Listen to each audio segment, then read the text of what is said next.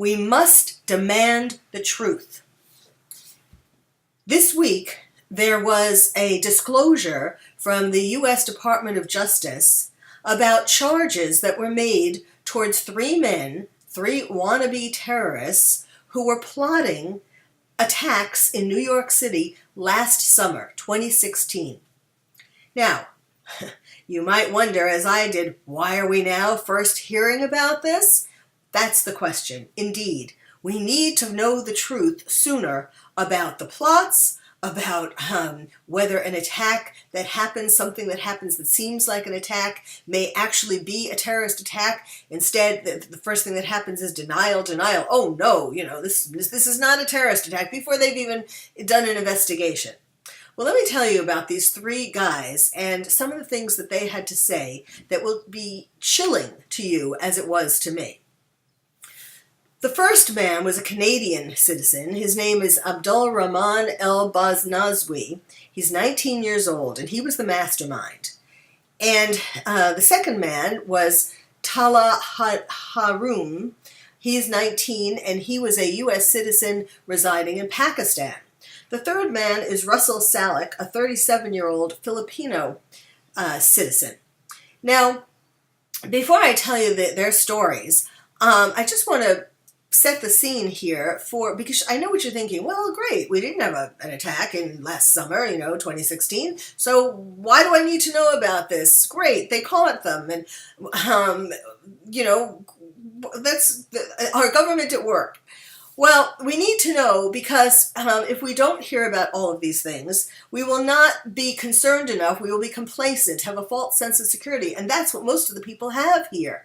We need to know all of the things that are going on so that we can be prepared, prepare ourselves physically and psychologically for the future attacks that will be coming. This attack, were it not for the fact that the man that they confided in was an FBI agent, an undercover agent, this attack would have happened.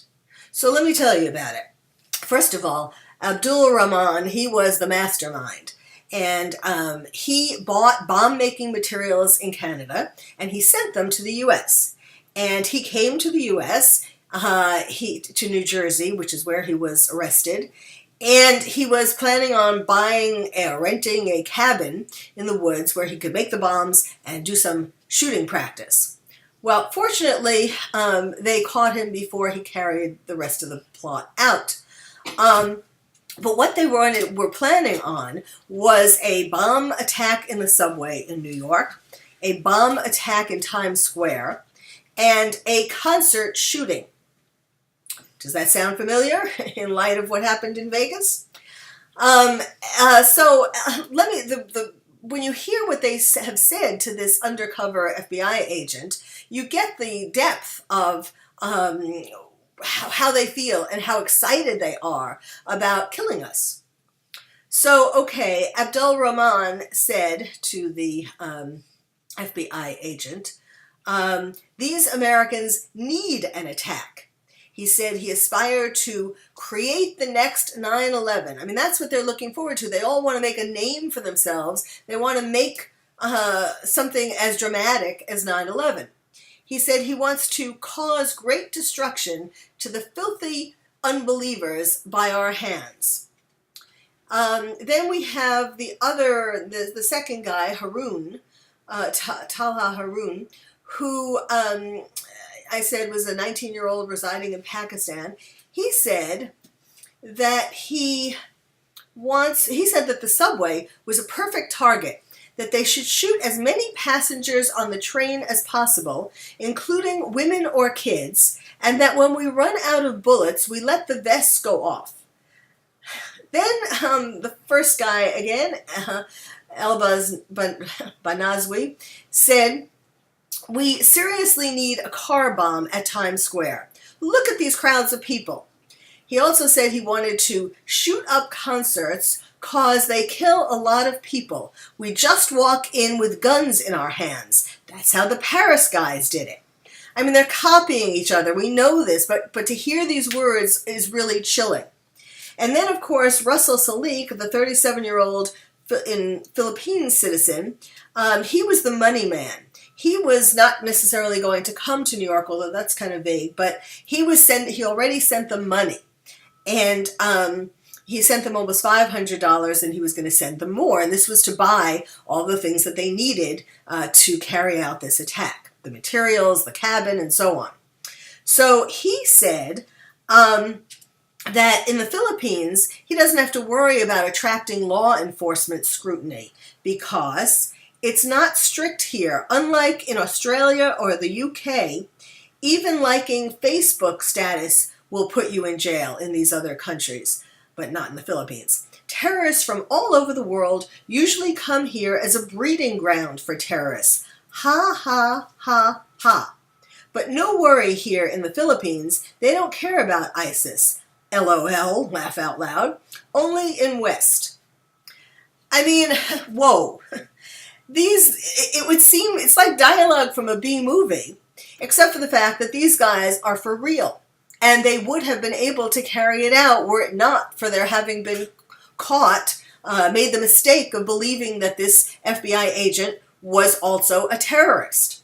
So now, the Canadian citizen, the mastermind, was arrested in New Jersey, is in jail. He actually has pled guilty, and he faces life in prison, as do the others. But they are still in their respective countries. The Pakistani is in Pakistan, and the Philippine man is in the Philippines, and the U.S. is trying to extradite them. So, when I hear this, I feel, first of all, when I read this today, I felt angry. That's my first reaction. I felt angry that yet again, here's another example of our government, our authorities, whoever the authorities are, not telling us the truth. Over a year went by and we didn't know anything about this. It was all sealed. That's why it's in the news. It's because they unsealed it today.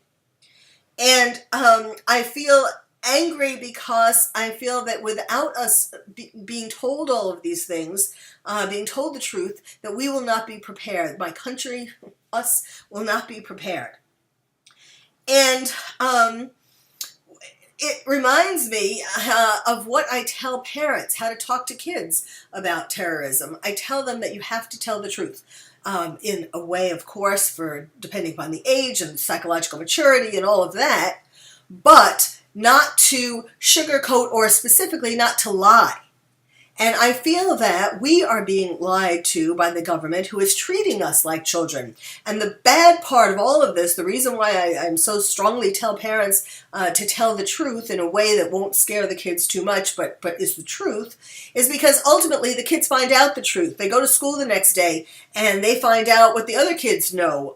They get confused, but they find out that their parents didn't tell them the truth. And now it's not only being afraid of terrorism on the outside, it's being afraid that you can't trust your parents, you can't rely on them in these scary times. Well, that's what's going to be happening to us. As we find out more and more things where we haven't been told the truth, where we've been told that something isn't a terrorist attack and that turns out it is, for example, we are going to lose more and more faith in our authorities and realize that they are not telling us the truth about everything, and then we're going to really feel scared. So we must demand the truth.